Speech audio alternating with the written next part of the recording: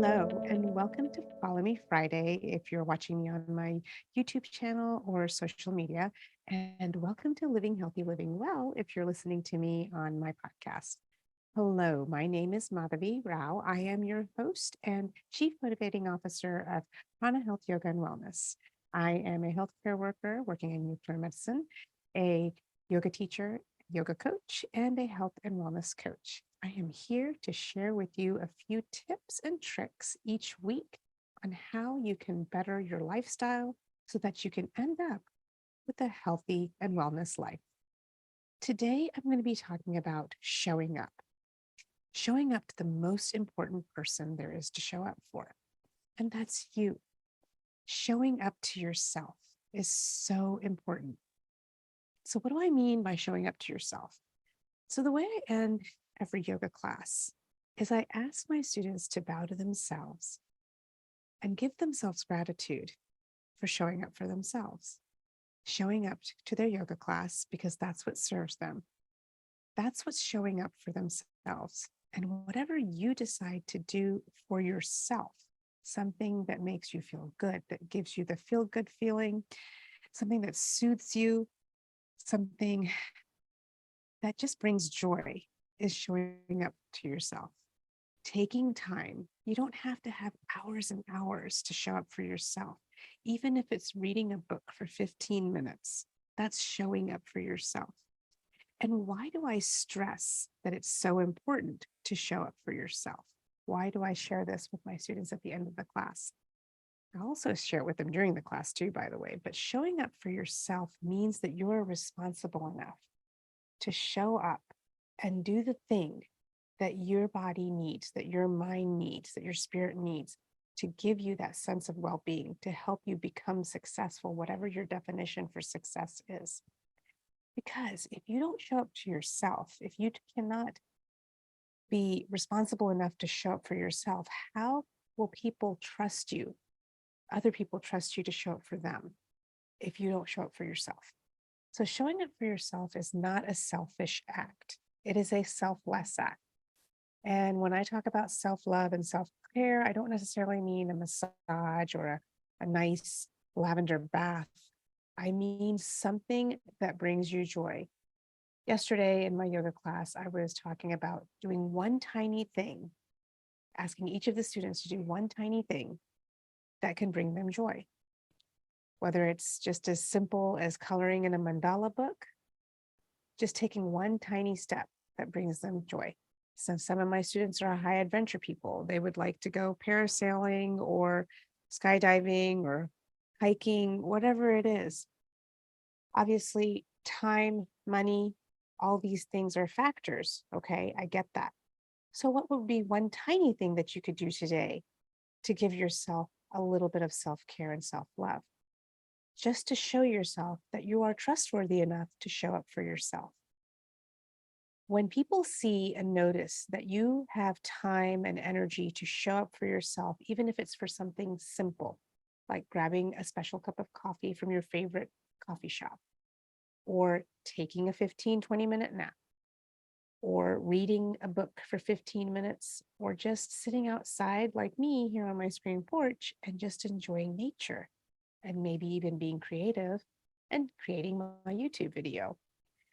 Whatever it is that brings you joy, take a few minutes. You don't need hours and hours to take time for yourself. You can take 5 minutes here and 5 minutes there, and it'll all add up. It will slowly build the good feel good hormones, the good endorphins.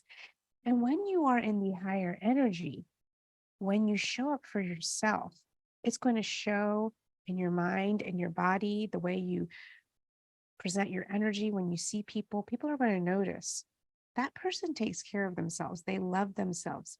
Loving yourself, by the way, is not being conceited. Okay. We all must love ourselves first in order to give the love to all of those around us. Always remember that. So, the hardest thing to do is to show up for yourself. And if you have been wanting to sign up for that yoga class, maybe like one of mine, and just have not felt like you've had the time, figure out a way that you can just go to one class a month, maybe eventually two classes a month. And then 4 classes a month, which is 1 a week. Find out what works best for you. There's classes out there that are as short as 30 minutes. And if it's not where you can go somewhere to a class, go on YouTube, find a class, or join one of my yoga classes. I offer them on Zoom. Whatever it is that you want to do. And you don't have to do yoga. I'm just talking about that because that's me. I'm a yoga person. Okay, I get it. But what is it that you want to do? What is it that you've always wanted to do?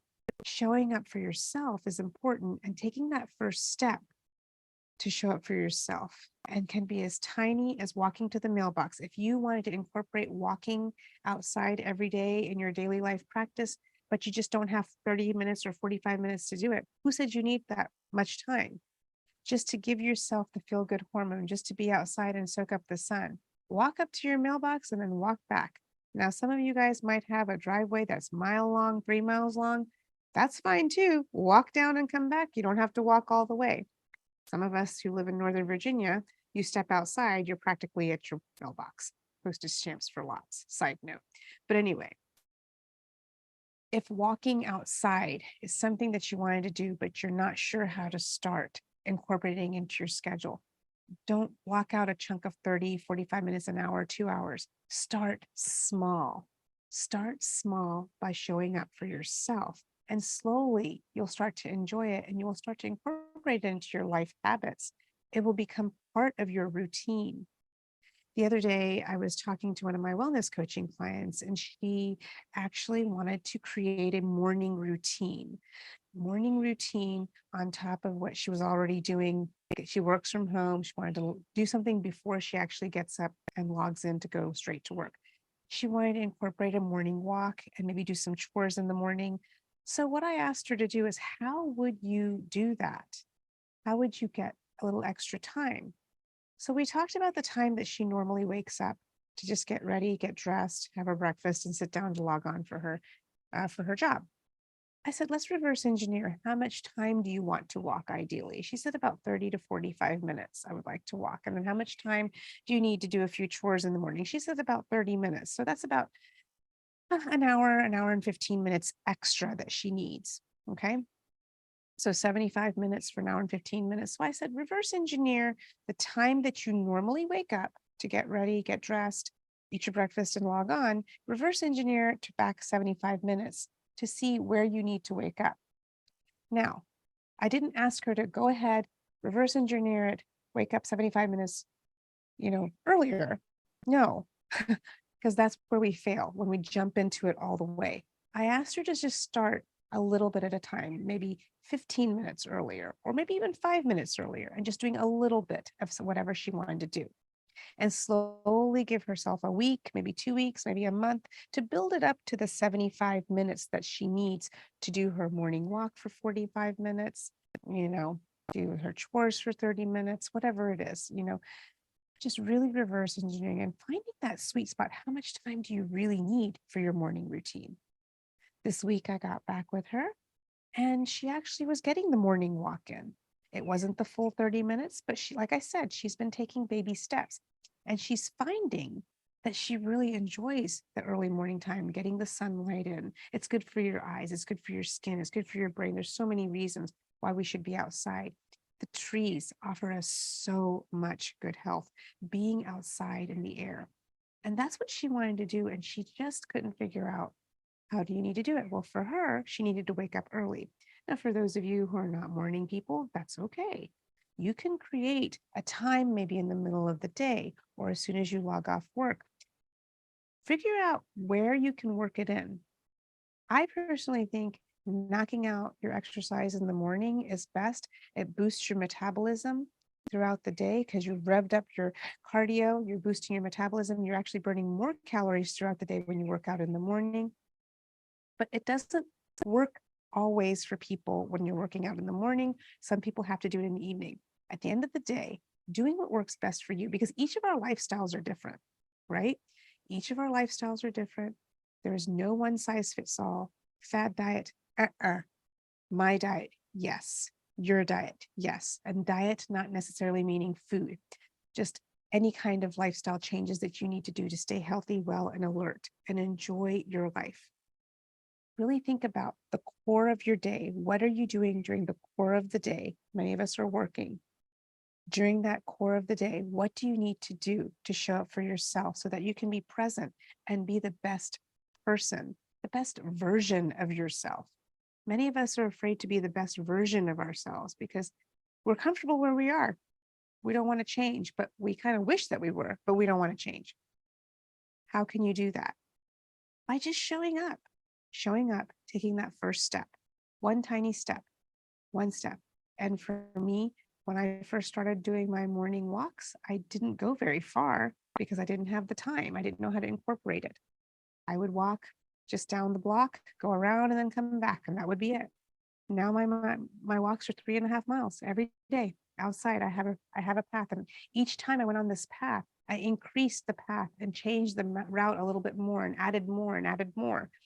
Now I even shared that path with my husband, and we both do that. Not at the same time. We both walk at different paces, but we both get 3.5 miles every day, 7 days a week. It's non-negotiable for me. Why? Because it's me showing up to myself. It's me showing up to myself. Now, if I miss a day, do I beat myself up?